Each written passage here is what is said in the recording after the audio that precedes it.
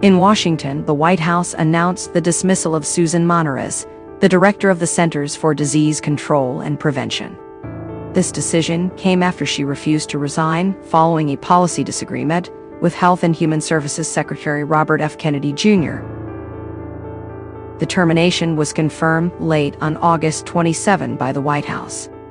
Monarez's attorneys had previously denied that she had resigned or received any notification of her termination, even though the Department of Health and Human Services had announced earlier in the day that she was no longer the CDC director. Monarez's removal occurred less than a month after the Senate confirmed her to the role. It was followed by resignations from 3 other top CDC officials in protest of Kennedy's leadership, particularly his stance on vaccines.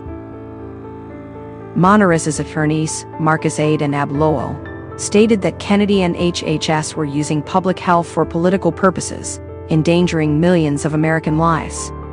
They claimed their client was targeted because she refused to endorse unscientific and reckless directives or dismiss dedicated health experts. The White House issued a statement shortly afterward, asserting that Monarez was not aligned with the president's agenda of improving public health. White House spokesman Kush Desai explained that since Monarez refused to resign despite indicating her intent to do so to HHS leadership, the White House terminated her position at the CDC. According to reports from the Washington Post and the New York Times, Kennedy, known for his vaccine skepticism, pressured Monarez to support changes to the CDC's vaccine policy. After her refusal, Kennedy and White House officials directed her to either resign or be dismissed. Without specifying a reason for Monarez's departure, HHS thanked her for her dedicated service to the American people in an earlier statement, but did not respond to requests for additional information. On August 27, resignation letters were submitted by CDC Chief Medical Officer Deborah Oury, National Center for Immunization and Respiratory Diseases Director Demeter Daskalakis, and National Center for Emerging and Zoonotic Infectious Diseases Director Daniel Jernigan. In his resignation letter, Daskalakis expressed concern that recent CDC changes to immunization schedules for adults and children endangered young Americans and pregnant individuals. He stated his inability to serve in an environment where the CDC is used as a tool to create policies that do not reflect scientific reality and are harmful rather than beneficial to public health. He added that it was untenable to work in an organization that could not discuss decisions of scientific and public health importance released under the CDC's name. Monarez, a federal government scientist, was confirmed by the Senate on July 29 to lead the CDC after President Donald Trump nominated her earlier in the year.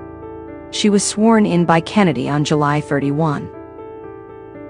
Her departure from the agency follows a shooting incident at the CDC's headquarters in Atlanta earlier in the month. Monarez was Trump's second nominee for the role.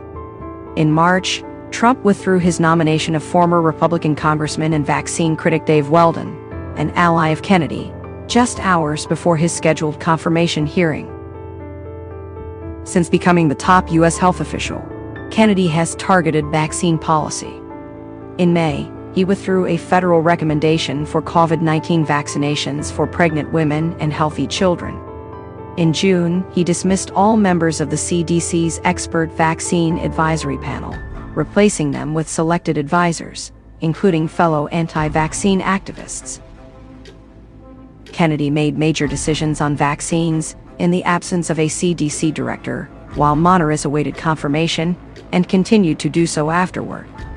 Her departure coincided with Kennedy announcing changes to COVID-19 vaccine eligibility.